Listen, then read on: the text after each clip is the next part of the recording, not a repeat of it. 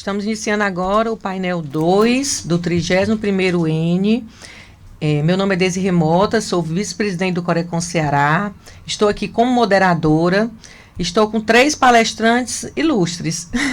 Primeiro, 2 cearenses e um pernambucano. E isso me deixa muito feliz por estar, principalmente falando um pouco e compartilhando aqui com vocês um painel que vai tratar sobre a questão da nova economia e inovação, que a gente sabe que é um assunto que tem grande abrangência, para muitas pessoas é um assunto novo, mas nós estamos aqui com a Mônica Amorim, né, apresentando um pouco o currículo dela. Ela é doutora em economia, né, tem doutorado em estudos urbanos e planejamento no MIT, tem especialização em desenvolvimento internacional e regional e também tem um doutorado na área no desenvolvimento econômico. É doutora também em políticas públicas e atualmente ela, além de ser fundadora, ela é diretora do Instituto Confúcio da Universidade Federal do Ceará. Além da Mônica, a gente vai ter também, né, o Cláudio Marinho, que já está conosco aqui na tela, onde é um pernambucano, e a experiência dele também é na área do serviço público. Ele tem mais de 26 anos no setor público, foi secretário de planejamento, né, foi secretário também executivo no governo de Pernambuco, coordenou a política pública que resultou o Porto Digital, muito importante, um dos arranjos produtivos, eu diria, né, inovadores no Brasil e que hoje serve como case em vários estados e aí até no mundo. Então, vamos ter também essa experiência dele e também da Universidade Federal de Pernambuco, a qual ele estudou durante algum tempo. E estamos também com a Bia Fiuza, que vai falar sobre os negócios de impacto social, onde a gente tem também uma experiência aqui no estado de Ceará, de uma empresa, a Somos Um, e que tem também projetos sociais de impacto, né, em vários bairros, em várias regiões, e de grande importância, eu diria, para o nosso estado, e que também já está servindo até como case aí para outros estados. E a Bia, ela também teve experiência na área de desenvolvimento social durante 10 anos, está como diretora executiva da Somos Um, que tem essa missão de fomentar o ecossistema de negócios de impacto no Ceará, mobilizando redes, a questão da educação empreendedora, a questão da aceleração de novos negócios. Então, assim, esse tema realmente de economia e inovação, economia e inovação é muito importante, não só para os empresários, mas para os alunos universitários. Nós temos aqui público diversos, não só economistas, mas pessoas formadas na área e que se interessam sobre a pauta da economia, já que nesse período de pandemia nós fomos muito demandados e vários negócios tiveram que sair desse momento tradicional, dessa maneira formal de atuar e passar a atuar fora da caixa, né? Então a gente vai ter aqui experiências a serem apresentadas que geraram emprego e renda, geraram novas oportunidades de negócio, geraram a questão das pessoas pensarem diferente, principalmente pessoas mais pobres, mais vulneráveis. Isso é muito importante porque a gente traga essa visão de pessoas que têm eu diria, a experiência nessa área e, ao mesmo tempo, também as pessoas possam estar nos mandando perguntas. Nós vamos ter aqui 5 minutinhos ao final, vocês podem estar mandando aí pelo chat. É muito importante as perguntas das pessoas que estão nos escutando aqui no nosso evento do N, tá? E aí eu gostaria de passar aí a palavra para a Mônica Amorim, para fazer sua apresentação. Mônica terá 20 minutos, tá, Mônica? E estamos juntas aí nesse desafio de falar. Mônica vai falar sobre a nova economia e indústria 4.0.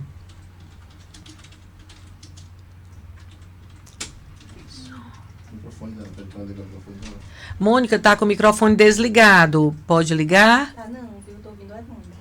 Tá desligado, não, estou ouvindo ela. Porque tá baixo. Pronto. Ok. Consegue me ouvir? Sim. Sim, tá bom, bem. Tá. E se puder, por favor. Eu escuto você, Mônica. Pode. Perfeito, Cláudia, obrigada. Tá, então, boa noite para todos. Eu queria agradecer inicialmente o convite do Corecon, na pessoa da presidente Silvana Parente, da vice-presidente Desirê Mota. Quero cumprimentar os colegas do painel, o Cláudio Marinho, a Bia Fiuza, e também todos que nos assistem. Um prazer grande estar aqui. apresentação, o meu tema de hoje trata sobre a nova economia e a indústria 4.0. Pode passar, por favor? Eu tenho aqui um roteirinho rápido sobre o que a gente vai tratar hoje. Vamos falar sobre as origens da nova economia, o contexto, a emergência dessa nova modalidade de produção, essa transformação que é, na verdade, considerada uma nova revolução industrial, que vai além da indústria, né, que ela transcende para outros setores produtivos. Vamos falar sobre as características dessa nova economia, eu estou chamando de NE, e as diferenças entre a nova economia e a economia tradicional, que muitas vezes é referida como a velha economia, né? Vamos falar sobre algumas oportunidades, alguns exemplos da nova economia e os desafios, tá? Eu quero só inicialmente alertar para os que não são iniciados na área que, quando a gente fala sobre nova economia, a gente não está se referindo a uma nova ciência econômica, né? Na verdade, é uma nova forma de produzir, uma nova forma de gerar valor, de produzir riqueza, né? Pode passar, por favor? Então, ah, no final do século XX, começou a tomar corpo uma mudança na matriz de geração de valor nas economias, a partir da intensificação do uso de novas tecnologias, em especial as relacionadas com informação, comunicações, que favorecem ondas de inovação sucessivas em toda a seara produtiva. E essas transformações, elas surgiram na matriz de geração de valor, partindo da indústria e alcançando o setor de serviços e se refletindo diretamente na forma de funcionamento da economia. Isso deu margem ao surgimento do que a gente chamou de nova economia, né, que se contrapõe à considerada velha economia, né? A nova economia, na verdade, ela, ela, ela vem de uma nova revolução na forma como se produz, se consome, né? Como eu disse, assim, é um novo processo de geração de valor. Então, agora, por isso eu achei interessante a gente fazer um percurso nas revoluções industriais que a gente já vivenciou enquanto sociedade, né? Então, vou falar rápido sobre essa parte, porque não, assim, muitas pessoas já estão familiarizadas com ela. A primeira revolução industrial, todos lembram, aconteceu no final do século XVIII, com a máquina a vapor, que foi aplicada na indústria têxtil, juntamente com o tear mecânico, e isso permitiu enormes saltos de produtividade a partir da substituição do trabalho pela força mecânica, né? Posteriormente, também, essa máquina a vapor foi usada em navios e em ferrovias, né? Então, isso possibilitou um grande surto de crescimento, a ascensão da Inglaterra, né, como uma potência econômica, e começou, então, uma transformação da manufatura que existia antes, a produção artesanal, né, de pequeno porte, para uma indústria mecanizada, né, que faz uso de máquinas fabris para aumentar a produtividade do trabalho, né, e expandir o valor da produção. Então, a indústria passou a ser o carro-chefe da economia, ao contrário de antes, né, da produção agrícola, né. Outros impactos dessa revolução industrial foi o forte crescimento da urbanização, a mudança na forma dos trabalhos, dos mercados, né. Então, essa foi a primeira revolução industrial. Mas ela foi sucedida por uma outra segunda revolução industrial, que surgiu aí já no século XIX, com o desenvolvimento das tecnologias do aço, os motores elétricos envolvidos à explosão, os avanços químicos, de processos que facilitaram o desenvolvimento da indústria automobilística. O início da transição da manufatura, ou seja, a produção artesanal, para a indústria mecanizada, que fez uso de máquinas, né, como eu disse antes, para aumentar a produtividade. Nesse caso, na segunda revolução industrial, a gente tem muitas mudanças na produção, especialmente com a divisão do trabalho, com o uso de máquinas, de força de trabalho, mão de obra, instalações dedicadas, né, com a divisão das tarefas, né, com também a produção em larga escala, né? Aí começam a surgir as grandes empresas como a Ford, a GM, né, que deslancharam o processo. Eu estou na segunda revolução industrial ainda, né? E aí, principalmente na segunda industrial, se dava ainda a separação entre a criação e a produção. Então, assim, você tinha uma divisão muito clara sobre quem desenvolvia a tecnologia, processo, e quem, de fato, aplicava na produção, né? Então, essa Revolução Industrial durou muito tempo, né? Ela ultrapassou os limites da indústria, chegou também no comércio, na agricultura, em outras atividades, mas ela mostrou sinais de cansaço e de obsolescência, porque os produtos eram sempre padronizados, os custos já não caíam tanto, né, e a sociedade cansou disso. Ao mesmo tempo, agora a gente passa para a chamada terceira revolução industrial, que o próximo slide, por favor, né? Ao mesmo tempo, depois da Segunda Guerra, o Japão, que saiu como vencido, né, com a economia arrasada, a infraestrutura destruída, né, fez um esforço grande para se industrializar rapidamente. E aí, nesse esforço, eles selecionaram várias indústrias para as quais eles percebiam que tinham potencial e queriam desenvolver. Então, entre elas, a indústria automobilística, né? Então, eles tentaram copiar o exemplo americano, principalmente, da produção em massa, mas não conseguiam, porque eles não tinham fôlego financeiro para instalar fábricas gigantescas, comprar aquele maquinário super exuberante, complexo, né? Na verdade, eles tinham poucos recursos. Então, por conta disso, eles fizeram um exercício com poucos recursos e poucas máquinas, fabricar um veículo de qualidade, né? Então, as máquinas eram flexíveis, porque elas eram poucas, tinham que dar conta de diversas tarefas, então desenvolveram métodos para que essas máquinas rapidamente se reorganizassem para produzir diferentes peças dos veículos, né?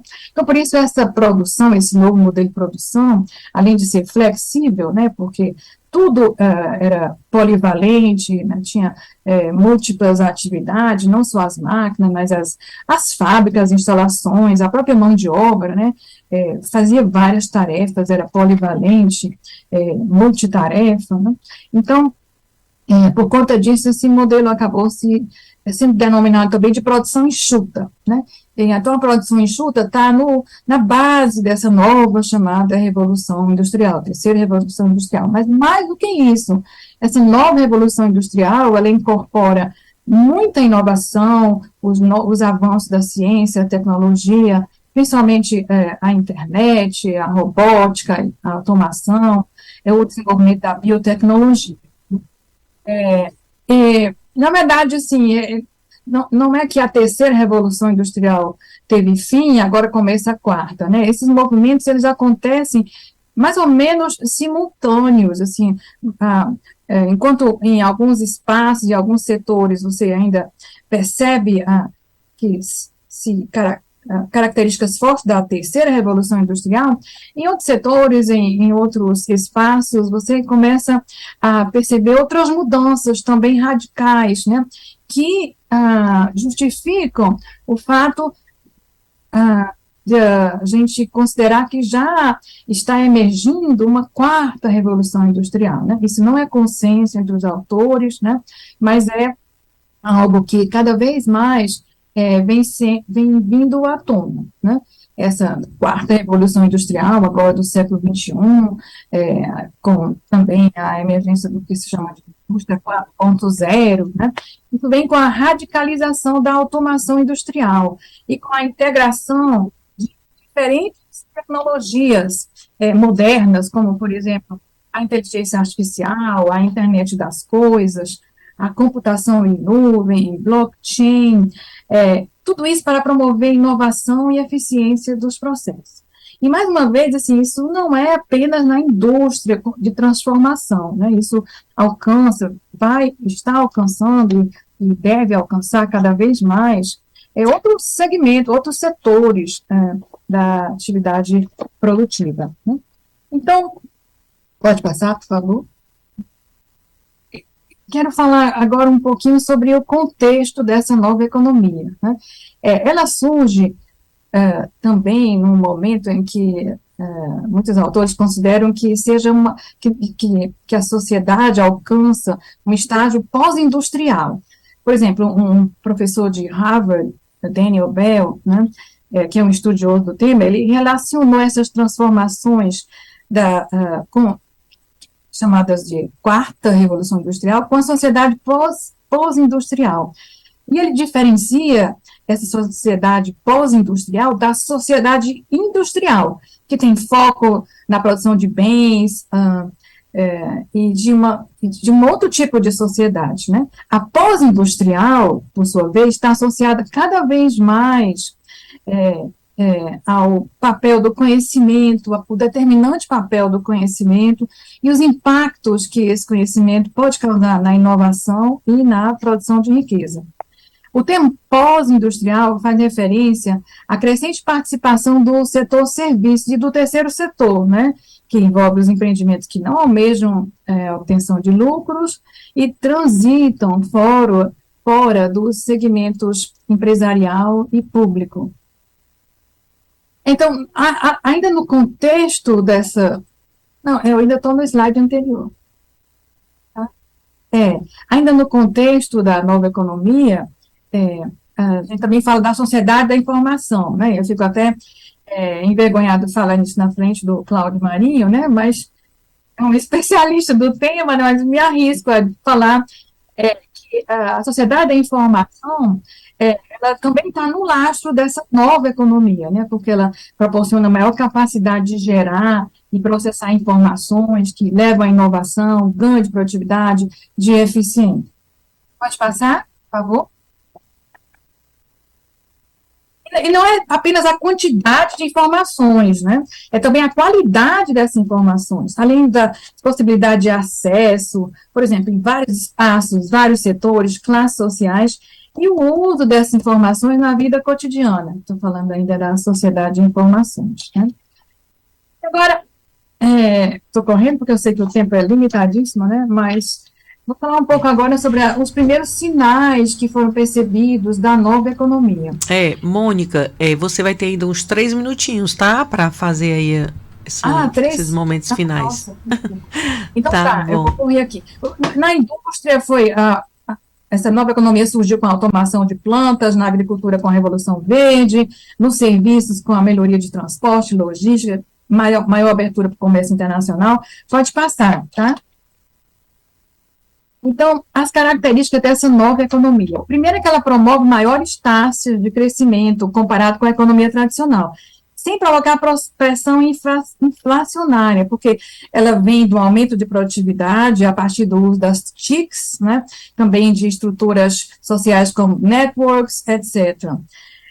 E ela tem a possibilidade de ampliar os empregos de serviço, indo além do setor de manufatura, né, chegando no, quer dizer, ampliar os empregos de serviços na manufatura, indo além do setor terciário. Outra característica da nova economia é a flexibilidade da mão de obra. Nessa nova economia, assim, a gente não há mais espaço para a rigidez dos empregos, os empregos tradicionais já não se aplicam aqui, né? Questões como estabilidade e outros aspectos desaparecem para se ajustar à nova forma da produção, o tipo de serviço, né? Por exemplo, carreiras pré-determinadas dentro de uma organização, emprego vitalício, rigidez salarial, horário previamente definido, ou mesmo tarefa de estabelecer de antemão. Tudo isso se transforma com a chegada da nova economia. Pode passar, por favor. Uma outra característica é que uma economia de mercado, né, que é orientado para a competitividade, baseado no capital privado e sem maiores amarras da regulação. Essa condição é determinante para assegurar livre concorrência e crescimento não inflacionário. Nesse aspecto também o uso das TICs, né, em especial a internet, vem intensificar a concorrência, ampliar globalmente, dar espaço ao consumidor e oportunidade para fazer mais escolhas, né? E pode passar, correr aqui.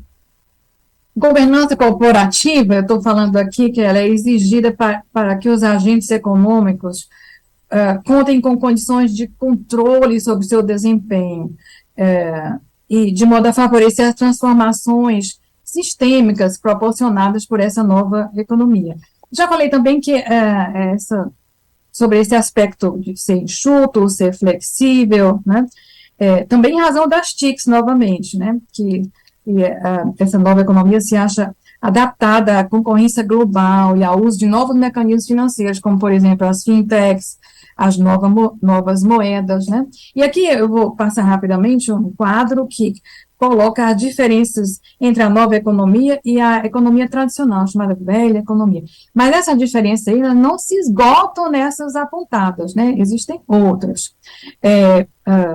Queria principalmente sinalizar essa questão de que os ativos das empresas, né, eles não são mais apenas ativos físicos, né, eles passam a ser intangíveis, eles são baseados em conhecimento, competência, como, por exemplo, marcas, patentes, copyrights, as identidades também, os afetos das pessoas também, porque muitos produtos da nova economia, eles têm relação com o território, né, com os sentimentos das pessoas sobre o território, né? Eu vou dar um exemplo rapidinho sobre isso. Pode passar?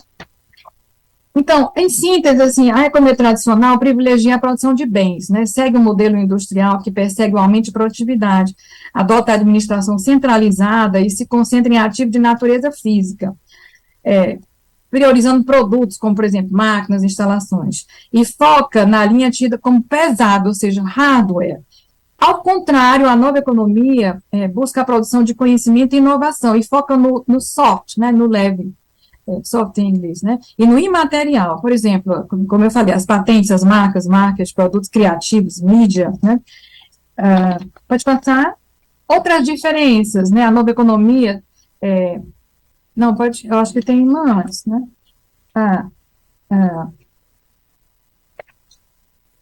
Eu acho que tá, tudo bem, vamos para aí. Outras diferenças da nova economia, por exemplo, com relação ao espaço, né? O espaço e a distância geográfica, eles impactam menos os custos e mais a acessibilidade. Por exemplo, a internet e os processos digitais aproximam os agentes, os mercados e os atores em gerais. E os mercados também têm menor impacto das barreiras físicas, né? Os consumidores e as empresas passam a contar com mais escolha. As barreiras físicas perdem as referências com as novas tecnologias de informação e comunicação, pois os consumidores encontram mais opções para escolhas e os produtores podem ter acesso às mais amplas oportunidades de negócio. Outra diferença é com relação ao tempo. Pode passar, por favor? O tempo passa a fazer cada vez menos sentido na nova economia, né?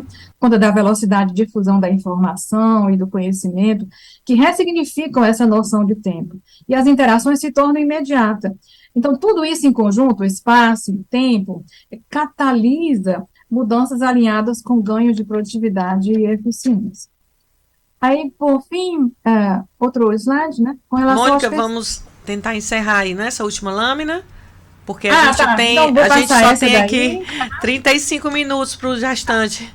Tem duas palestras ainda. Vou passar só sobre oportunidades, né, que isso gera. Pode passar outro slide, por favor? Oportunidades. A nova economia traz oportunidades para a valorização de produtos locais, do território e suas identidades. Os ativos locais, por exemplo, as paisagens, a cultura, né, as identidades locais, né, então a gente tem muitos, e os valores humanos também, como, por exemplo, essa questão do comércio justo, produtos étnicos, produtos sustentáveis, a gente tem muitos exemplos de café produzido nas montanhas na China, ou até mesmo aqui na Serra de Baturité, no Ceará, que é produzido de uma forma sustentável, que leva as pessoas ao consumirem o produto, a pensar naquela paisagem, a se transportar para aquele ambiente, querer estar lá, querer valorizar. Então, tem muitas oportunidades, assim, para o Nordeste, especialmente porque na nova economia, muita coisa pode ser produzida, como eu disse, você tem uma mudança na matriz de geração de valor, que independe de capital financeiro, de capital físico, às vezes até de recursos naturais, né? E, finalmente, aqui só o desafio da indústria 4.0, né, que vem da quarta revolução industrial, então, é questão do capital humano, né, desenvolvimento de fornecedores, desenvolvimento tecnológico, infraestrutura física, mas também humana, né? Pode passar? E, principalmente, também um ambiente de negócio. Aqui no Brasil, a gente tem um problema seríssimo com o ambiente de negócio, né? O nosso ambiente de negócio é considerado muito ruim, né? Veja o estudo do InBusiness último, que foi realizado em 2020, quando o Brasil, em 190 países, teve uma posição de 124, né? Então a gente precisa melhorar muito as condições para abrir e fechar empresas, segurança jurídica, acesso a crédito, também os direitos dos investidores minoritários e tudo mais. Bom, desculpe. Não, Mônica, que é isso. É porque realmente falar sobre um assunto desse, né, de economia, inovação, nesse tempo de 20 minutos é um desafio muito grande. Você deixou aí grandes... você deixou aí grandes reflexões ao final, né? A questão do desenvolvimento humano, o próprio desenvolvimento tecnológico, a questão da ambiência de novos negócios, né? Dos negócios que hoje existem, colocando essa questão da inovação, realmente é um desafio muito grande. E para isso a gente está aí com o painelista número 2, né? Nós estamos aí com o Cláudio Marinho, que vai falar sobre a questão da ciência e tecnologia, a digitalização e a inclusão digital. E aí, o que é que você traz aí de novidade para a gente nesse mundo aí da economia e da inovação? Teremos aí 20 minutos também. Cláudio. Oi, Desiê, Mônica, obrigado pelo convite. Trago, antes de mais nada, o agradecimento e aqui a pressa para poder chegar com um conjunto de reflexões para vocês. E a minha proposição é a seguinte: como eu tenho que ir passando à distância, a Chilene que está me ajudando, eu vou, mas no fim da apresentação tem um link, vocês vão poder baixar essa apresentação, tá? Então, eu vou passar rapidinho. E foi ótimo aí, Mônica, você ter trazido os intangíveis, a questão do território e afeto. Eu vou usar muito isso. Eu brinquei aí com o que você está usando, Mônica, NE Nova Economia, com NE Nordeste, que em alguns momentos, como é que a gente liga a Nova Economia ao Nordeste? Aí a minha provocação é, o Nordeste digital, Chilene, pode passar. E aí eu vou dizendo, pode passar rapidinho, tá? Então, eu tenho um manifesto de 10 anos. Não, rapidinho nem ainda agora. Eu tenho que... Chilene, você tem que voltar lá para o manifesto, por favor, para o manifesto. E só isso aí. Por favor, volta para o manifesto. Isso, parado um pouquinho. A provocação é que não existem cidades inteligentes, porque não existem cidades burras.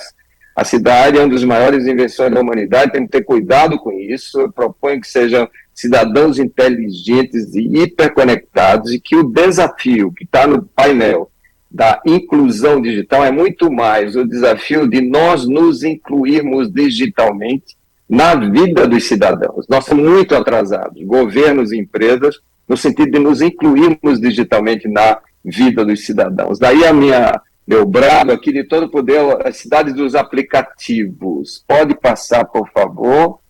Pode passar, Chilene. O que é a cidade dos aplicativos? Tem exemplos aí. Eu gosto desse segundo mapa em azul, que vem logo depois vocês pegam esse. Pode passar, Chilene.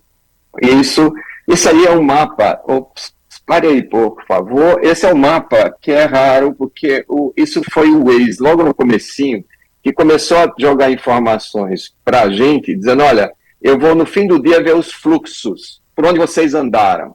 Então, esse mapa é raro. Veja como o Nordeste tem um mapeamento dos fluxos aí na conurbação Recife, João Pessoa, Maceió, tem lá Fortaleza e, claro, o adensamento na região de São Paulo. Isso cheguei em casa e o Google também faz, mas o Waze fez o meu mapeamento, por onde andei.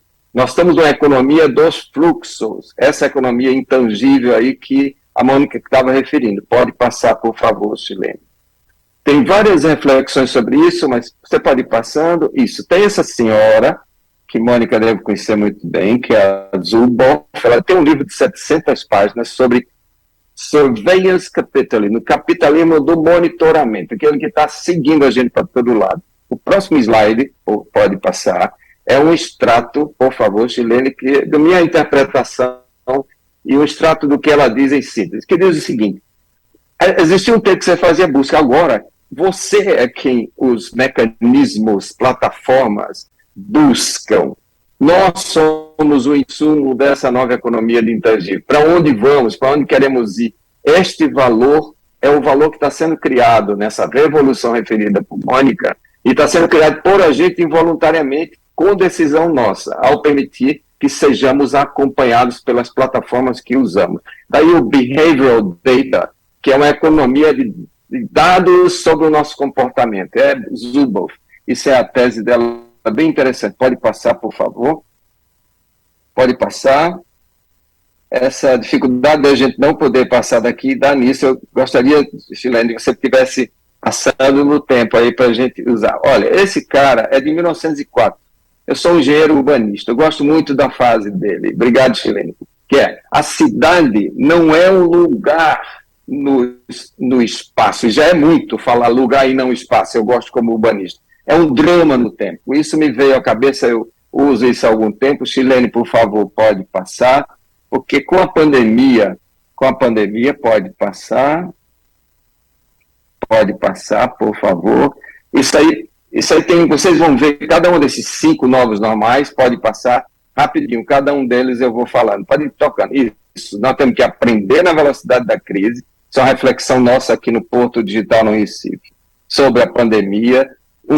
Plataformas, quem não tem vai estar em alguma. 2, pode passar, Chilene. 2, nós vamos ter que, por favor, pode ir passando. 2, nós vamos ter uma reconfiguração dos espaços de produção. Isso está uma loucura, as empresas redefinindo o espaço físico digital. 3, pode passar, Chilene. A, B, C. 3, tudo é serviço. Mônica está chamando a atenção, tudo é serviço. 4, por favor, nós vivemos num espaço 4, físico digital, como Silvio Meira que gosta de dizer. 5, por favor, 5. Nós precisamos de novas lideranças, elas precisam ser formadas, porque tanto gestores públicos quanto a maioria dos CEOs das nossas empresas não entendem o que está acontecendo. É um grande desafio educacional. Pode ir para frente. Esses slides que vêm aí são 4. Eu vou passar por cima deles, vou dizer só uma frase sobre isso. 1, 2, 3, 4. Pode passar, Chilene. Isso aí é recente, é da semana passada. Segura um pouquinho aí em Silvio Meira, em plataforma. Aqueles slides dizem o seguinte: o mundo remoto, de trabalho remoto, em menos de 2 anos, fez 2 inversões. Fez um alinhamento de salários com os salários nos Estados Unidos. Os salários de São Francisco, que são os mais altos, todos os salários, por conta do remoto, lá em Austin ou qualquer outra cidade dos Estados Unidos, se alinharam com os salários da Califórnia, e houve uma inversão. As empresas contratavam 60% do seu pessoal na região em que estavam e inverteu, passaram a contratar 40% e 60% em outros lugares. Isso a gente precisa acompanhar, que é uma reconfiguração do espaço da produção nessa nova economia. Silvio Meira chama a atenção que essas plataformas sobre as quais nós trabalhamos, aprendemos, circulamos, elas são, na realidade, uma rede de criação de valor em benefício próprio de quem a usa e do próprio ecossistema. Nós usamos e contribuímos para os outros. Isso é importante que nos entendamos. O próximo slide, por favor. Próximo slide. Tem esse livro, pode passar, pare um pouquinho. Nós temos, pode voltar um slide, por favor. Isto. Neste livro, que é A Sociedade em Plataforma, depois vocês pegam os autores, tem uma consideração bem interessante sobre a configuração econômica e de processo decisório dessa nova sociedade, que a infraestrutura dela é dada por 5 big techs, que vocês veem pelos nominhos aí, a Amazon, Facebook, que é hoje Metaverso, a Apple, a Amazon, Apple, Facebook, o Microsoft e a Google, que está aí, essas 5 plataformas são infraestrutura dessa nova economia, que as outras plataformas setoriais, educacionais, outras, estão conectadas nessa, e essa infraestrutura é uma infraestrutura que está nas mãos privadas. Daí a preocupação da Zuboff com a regulação dessa nova economia. É um grande debate mundial, eu deixo registrado para vocês, depois quem se interessar, mergulharem nisso, pode passar agora, por favor. Esses slides que estão aí, passe 1, 2, 3, 4, 5. Eu deixo registrado para vocês esse nominho Digital Vortex. Esse é uma parceria, pode parar nesse aí, por favor. É uma parceria entre o MIT da Suíça, aquela escola de formação de executivos, e a Cisco, estudando o processo de transformação digital dos diversos segmentos produtivos, setores produtivos. Eles vêm acompanhando isso a cada 2 anos e todos são muito impactados. Eles chamam Vortex porque quanto mais próximo do olho do furacão, do vórtice, mais impactados. Então vocês veem que o segmento setor de mídia e entretenimento, nós sabemos disso, é fortemente impactado, e assim por diante. E se movimentam aí no tempo. Essas setinhas para significar isso, quem se interessar depois pode mergulhar nisso. Pode passar. Eu tenho poucos minutos aqui, eu preciso agora, em 10 minutos, terminar isso, ilustrando como nós aqui no Recife trabalhamos essa questão há pelo menos 22 anos. No ano 2000, nós lançamos um projeto de atração para o Centro Histórico do Recife, de empresas e centros de inovação. Aqui demos o nome de Porto Digital, onde as conexões acontecem. Pode passar, por favor. Pode passar. Essa é uma frase, proposta, hipótese, você passou muito rápido, mas é a frase, se você voltar 2 eu agradeço, e depois a gente continua. Isso é uma experiência de revitalização de um centro histórico sustentável, com empresas intensivas em tecnologias digitais. Por que eu estou falando intensivas em tecnologias digitais e não falando em empresas de TI, empresas de informática? Porque com a mudança radical, e a pandemia só veio acelerar, da nossa forma de produzir baseada em plataformas, essas empresas que trabalham com tecnologias digitais, TI, design, que sejam as empresas de software, especialmente as empresas de software, mas não só, elas habilitam outros setores a produzir de forma mais competitiva nessa nova economia. Isso é uma proposição importante para discutirmos em outro momento, que é qual é o nosso futuro Nordeste digital. É nós sermos capazes de conectar esses territórios de inovação, como Porto Digital e outros, com os segmentos tradicionais da economia nordestina, para que eles possam sobreviver. Eu acho que é um desafio de política pública, que nós em Pernambuco estamos trabalhando com esse desafio muito seriamente. No Porto Digital, olhando, que já tem 22 anos, olhando para frente, o nosso desafio é como podemos conectar as nossas empresas que são habilitadoras dessa economia, nova economia, baseada em plataformas, e o termo em inglês chama IT-enabled sectors, os setores que são habilitados pelas tecnologias digitais. Guardem isso, vocês economistas, professores, uma discussão muito relevante, especialmente para aqueles que trabalham com políticas públicas. Pode passar, por favor. Pode passar.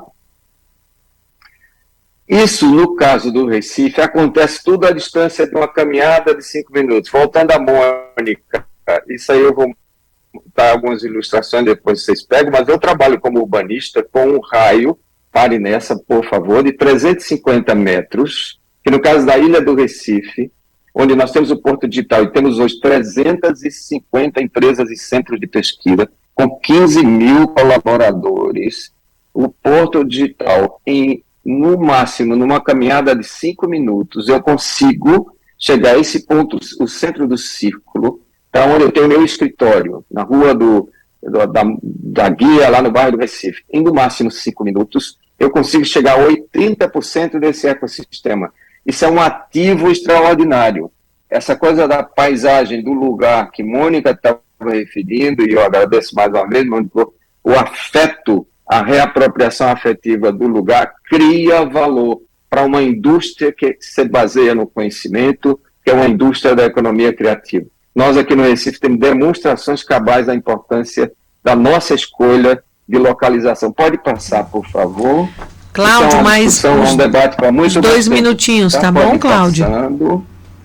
Tá, vai passando, vocês vão ver imagens do bairro do Recife, depois vocês ficarem nisso, esses dados eu falei, e vão ver imagens do que a gente já está conseguindo. Pode ir passando, lições aprendidas. Tem aí um diagrama que sintetiza a nossa proposição teórico-prática, um livro feito em Berkeley, pelo pessoal de Berkeley, que usa o Porto Digital como um dos capítulos, para quem gosta de referências acadêmicas. Essa é muito importante. Nós temos 45 páginas aí, e fomos a única cidade no Brasil que foi estudada por eles. Berkeley estudou Londres, São Francisco, etc. Pode passar, por favor. Eu queria deixar isso aí como minha síntese dessa leitura. A conexão entre a economia dos bits e a economia dos átomos, o que a gente faz aqui para conectar, para conectar o nosso trabalho, o ecossistema, apoiando os segmentos tradicionais. A gente faz encontros que nós chamamos de inovação aberta. E estamos numa fase importantíssima de uma nova habitabilidade urbana, em que o próprio setor imobiliário descobriu o potencial dessa demanda gerada e está restaurando prédios na dimensão, por exemplo, do Moinho Recife, que tem mais de 50 mil metros quadrados, com habitações que foram todas vendidas pela Moura do B em 2 silos, os silos de grãos, e as grandes empresas como a Deloitte e outras estão contratando espaço nesse lugar. Essas 2 últimas ilustrações têm a ver com um modelo de habitabilidade temporária, que essa aí é um co-living, que chama YOLO, You Only Live Once. É bem interessante, depois vocês podem pegar a referência, pode passar. E o outro é o hotel da cadeia Hilton, que chama Moto. A minha proposição de que lugar é um espaço com significado, histórias, narrativas, isso cria valor, e que finalmente, por favor, pode ir passando, que é preciso nos reapropriarmos de forma afetiva do lugar. Eu queria que você parasse nesse slide, e quem tiver interesse em baixar essa apresentação, pode ir nesse bit.ly/CM maiúsculo Corecon 22, bit.ly/CM Corecon 22 em maiúsculas. Vocês baixam esse PDF inteiro aí, e a gente pode conversar em outro momento. Eu tenho o Instagram no C Marinho, tem meu e-mail, e teria muito prazer em conversar sobre muitos desses temas com mais tempo. Obrigado pelo convite, Desirê. Obrigado por estar com vocês aqui. E Cláudio Marinho, obrigada aí. Nós que agradecemos em nome do Corecon Ceará. Também colocar aqui para todos que estão nos ouvindo, que todas as palestras que saíram hoje, com as suas apresentações, estarão no nosso link aí da Even, né, a partir de amanhã, tá? E agora, são 2 reflexões que eu gostaria de comentar que me chamou a atenção. Primeiro foi a questão do livro, que eu já fiquei curiosa aqui em conhecer um pouco sobre esse livro de sociedade em plataforma. Sei que você não entrou aí a miúdo sobre isso, mas já deixou aí o mote. E a questão do Google, muito. Pode ler, que é muito bom. O Google procura você.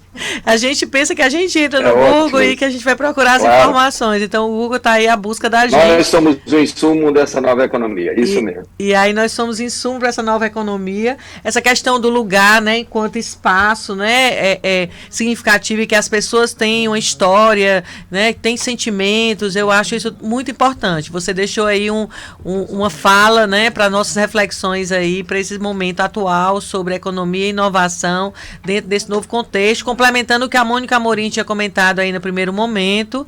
E agora nós vamos escutar a Bia, né? A Bia tem aí 15 minutos para falar um pouco sobre a questão da experiência do Somos Um, que é a experiência do Estado de Ceará e que já ganhou o mundo. Ela está como diretora executiva. Temos a Tiziana Rolim, que é quem preside, e tenho a honra também de conhecer e um pouco desse trabalho que vocês têm feito e que é admirável por nós todas, ainda mais por nós mulheres. Obrigada, Desirê, obrigada pelo convite. Muito obrigada pelo convite. Boa noite a todos que nos assistem. Bom, é difícil falar depois de tudo que foi apresentado aqui, mas eu acho que foi muito interessante a gente entender um pouco da caminhada, né, para chegarmos até o conceito das novas economias, e o Porto Digital é uma grande referência, né, enfim, acho que no mundo, de uma forma de se fazer negócios, né, unindo inovação, tecnologia. Acho que tem tudo a ver com o que eu vou trazer aqui. Mas, para começar, eu gostaria de apresentar a Somos Um, né? A gente pode colocar... Já está compartilhando.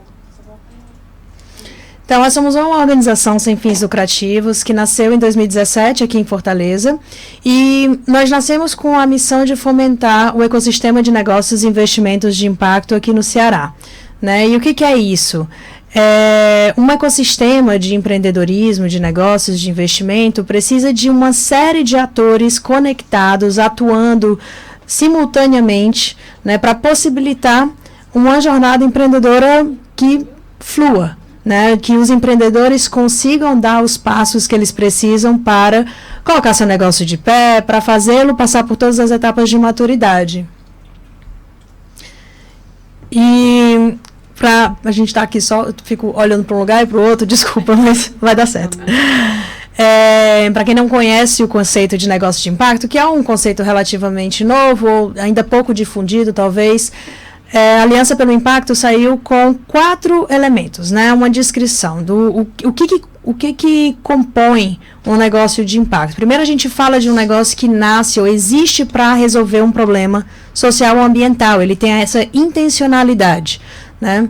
Segundo, que ele atua dentro das leis de mercado. É um negócio como qualquer outro que a gente conhece, que busca lucro, retorno financeiro, conhece o seu cliente, consumidor, olha para o mercado, faz estudo de benchmark, ele trabalha com tudo isso. Independente da natureza jurídica desse negócio, ele atua dentro das regras de mercado. Essa solução, terceiro, né, essa solução que ele propõe para um problema social e ambiental está ligada ao seu negócio principal, ao seu produto, ao seu serviço. Então, aqui a gente não está falando de filantropia ou responsabilidade social, aqui que você faz com o lucro do negócio. Não, a solução ela está diretamente ligada ao negócio em si. E, por fim, esse negócio monitora e reporta o seu impacto. Da mesma forma que ele dá importância à DRE, ao resultado financeiro da empresa, tudo isso, ele também dá importância em igual medida, em igual peso, ao impacto gerado. Então, os negócios de impacto, eles colocam na mesa, né, a tomada de decisão, coloca na balança em igual peso, em igual medida, lucro e impacto. E para ilustrar um pouco, né, do que a gente está falando, eu trouxe aqui 4 negócios que são referência para a gente, 2 no Ceará e 2 fora. A Catarina Mina e Muda Meu Mundo são 2 negócios nascidos aqui. Muda Meu Mundo já ganhando o Brasil, já está em São Paulo. Como é que Muda Meu Mundo primeiro, né? Como é que ele funciona? É um negócio que identificou um problema, que era a pouca valorização dos agricultores, principalmente pequenos agricultores familiares, né? As pessoas que estão na base da produção dos nossos alimentos, mas que recebiam muito pouco. Que no final de tantos intermediários e tantas passagens de mão em mão daqueles alimentos, ficavam com um resultado financeiro muito pequeno. Além disso, na outra ponta, a gente enfrenta um cenário de desperdício muito grande, né, nas redes varejistas, nos supermercados. O que eles fizeram? Elas, inclusive, a programadora sócia da Muda Meu Mundo é fruto do Porto Digital. Então, elas criaram uma solução tecnológica para conectar o agricultor lá na produção, né, com a rede varejista.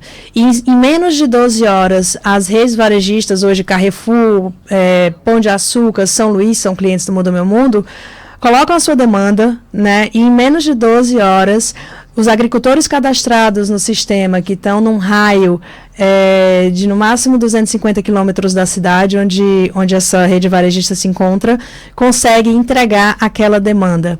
Essa tecnologia permite levantamento de dados ESG, permite que o agricultor tenha um crescimento de renda de até 4 vezes em 6 meses, permite que a rede varejista diminua de 30% para 3% o desperdício de alimentos e permite que vários problemas que estão ligados à cadeia, né, de cunho social e ambiental sejam resolvidos. Esse é um típico modelo de um negócio de impacto. Catarina Mina, negócio na moda, resolvendo o problema de acesso à renda e equidade de gênero de mulheres no interior do Ceará. O Vivenda é um negócio de habitação social, que já opera em vários lugares do Brasil. E o For You Too, de acesso ao estudo de idiomas, também no Sudeste. Né? Então, negócios que nascem para identificam um problema e desenvolvem todo um modelo de negócio para resolver este problema. E qual o tamanho desse mercado? A gente está falando... E aí, primeiro, né, trazendo o conceito, o que são investimentos de impacto? São os investimentos alocados no desenvolvimento desses negócios, né, desse ecossistema também. E o mercado tem crescido. Né? O Brasil tem passado por uma transformação nos últimos anos muito grande para entender e desenvolver veículos de investimento, infraestrutura adequada, e hoje a gente já vê uma evolução dentro do Brasil, mas ainda estamos aquém dos números, né, mundiais ou nos Estados Unidos. Então a gente ainda tem muito a ser desenvolvido aqui no Brasil, mas a gente vê que é um mercado em expansão. Shirlene? E o que é o ecossistema de impacto? Como eu falei, né, para a gente garantir uma jornada empreendedora de qualidade, a gente precisa ter vários atores ativados. A gente está falando de uma academia entendendo o que são negócios de impacto, formando profissionais para isso, com linhas de pesquisa para levantamento de dados, com alunos, né, seja na graduação, na pós-graduação, enfim, vários níveis e na extensão, estudando e entendendo e produzindo dentro dessa lógica. A gente está falando de aceleradoras, incubadoras, né, aplicando a lente de impacto no seu trabalho, do Sistema S, de incentivo a empreendedores, de investidores, gestoras financeiras, poder público, né, desenvolvendo políticas públicas que deem acesso ou que favoreçam compras ou que tenham políticas de investimento e de crédito para esses empreendedores. A gente está falando de um ecossistema inteiro que precisa estar ativado, que precisa estar muito consciente e forte para permitir que esses empreendedores tenham uma jornada completa. E para uma jornada completa, né, a gente precisa de um ecossistema que permita apoio técnico, financeiro para esses empreendedores, qualificado, né, para que eles possam desenvolver um modelo economicamente viável, sustentável e atingir tanto o impacto, um resultado positivo de impacto, quanto de lucro.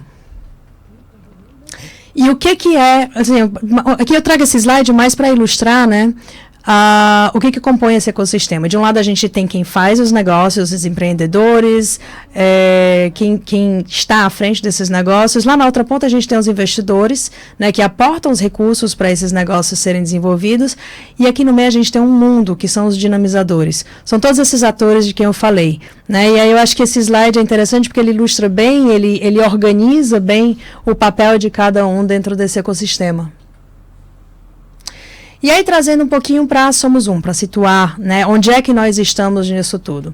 A Somos Um, ela foca no território cearense, né, e nós nos posicionamos como uma organização estruturante que atua justamente para fortalecer todo esse ecossistema e, simultaneamente, agir em algumas frentes. Para hoje, né, dentro do nível de maturidade que nós temos do ecossistema de impacto no Estado, nós definimos 4 eixos estratégicos para atuar. Primeiro, de fortalecimento do ambiente dessa infraestrutura. Segundo, de educação para fornecer as ferramentas necessárias para os empreendedores e outros atores poderem atuar na área. Terceiro, de difusão de conteúdo, né, com palestras, como a gente está fazendo aqui, podcast, webinários, né, eventos, para a gente difundir o conceito e trazer cases e ilustrar um pouco do que é essa realidade toda. E, por fim, de fomentar a inovação, né, que ir para dentro das empresas, olhar para quem está fazendo negócios, oferecer as ferramentas, pensar diagnósticos, estratégia de impacto, mesmo aceleração de novos negócios, para que os negócios em si possam se desenvolver. E para isso, Shirlene, nós temos um portfólio, né, com produtos, alguns focados nos empreendedores, né, em quem faz os negócios. A trilha Impactar é uma trilha de aceleração. aquelas pessoas que têm ideias, né, uma ideia de negócio para resolver um problema socioambiental, vem até a gente acelera esse negócio para ele dar ideia ao faturamento. Desenvolvendo modelos de negócio, a teoria da mudança, todas as ferramentas, os empreendedores, né, tudo isso.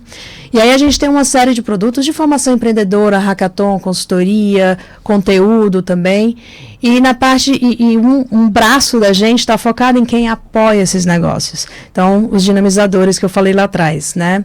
Que são as grandes empresas, as lideranças, né? E aí a gente produz a mesma coisa, produz conteúdo, forma profissionais. E aí eu queria destacar aqui 2 ações. Uma é a Coalizão pelo Impacto, um projeto que a gente vem desenvolvendo com o ICE, que é o Instituto de Cidadania Empresarial, uma organização de São Paulo, e outras 8 organizações para desenvolver ecossistemas de impacto em 6 cidades do Brasil, Fortaleza sendo a representante aqui no Nordeste. E esse é um trabalho que, ao longo de 5 anos, vai trazer conhecimento, metodologia e recurso financeiro para impulsionar esses atores que eu citei lá atrás. E o outro é a Impacto, a lei que organiza, né, e reconhece os negócios de impacto, que foi aprovada aqui no Ceará no ano passado, e tenho aqui do meu lado um parceiro que está ativando essa lei aqui com a gente, que é o Célio. E que nós estamos trabalhando para que ela possa vir a serviço dos empreendedores, a serviço desse ecossistema, a serviço da nossa sociedade, né, contribuir para o crescimento desse ecossistema. Então é isso, Desirê, era isso que eu queria trazer. E aqui os nossos contatos, então eu convido todo mundo a conhecer a Somos Um nas nossas redes sociais, no nosso site, somosumce.com.br. Lá vocês encontram não só os programas, como também um pouco sobre todos esses negócios que já foram acelerados pela gente, as histórias, as soluções que estão sendo propostas, quem já está no mercado, tem negócios de habitação social, tem negócio de formação de profissionais, tem negócio de inclusão de mulheres, tem buffet, tem, enfim... Tem um mundo de coisas lá que dá para vocês conhecerem e terem um pouco mais tangível, né, o conceito e como ele se efetua. Tá. Agradecer aí a fala, né, da Bia Fiuza, falando sobre essa questão da experiência e das empresas que realmente vocês aí deram como apoio e que hoje estão crescendo e que estão melhorando a qualidade de vida das pessoas, né? Tá gerando emprego. Então, assim, ensinando um pouco a questão do empreendedorismo social, que é tão importante no momento atual, né? Diante de toda uma pobreza que a gente vê, de toda uma questão de classe de baixa renda, e falar sobre essa questão da aceleração dos negócios, utilizando aí um pouco do que os anteriores falaram, né? A Mônica e o Cláudio, sobre a questão da transformação digital, da tecnologia, da indústria 4.0 e da economia, que é tão importante e que vocês pegaram todo esse conteúdo, essas informações e que estão aplicando nessas empresas que você até comentou aí, empresas como o Mundo, no Novo Mundo, no Meu Mundo. Muda Meu Mundo. Né? A questão da vivenda, né? São empresas que realmente hoje estão aí como cases e já estão aí, né, dentro dessa linha. Então, agradecer realmente a todos vocês, a Mônica e também ao Cláudio, né, por essa fala e colocando aqui também que tudo vai estar salvo nesses nossos canais.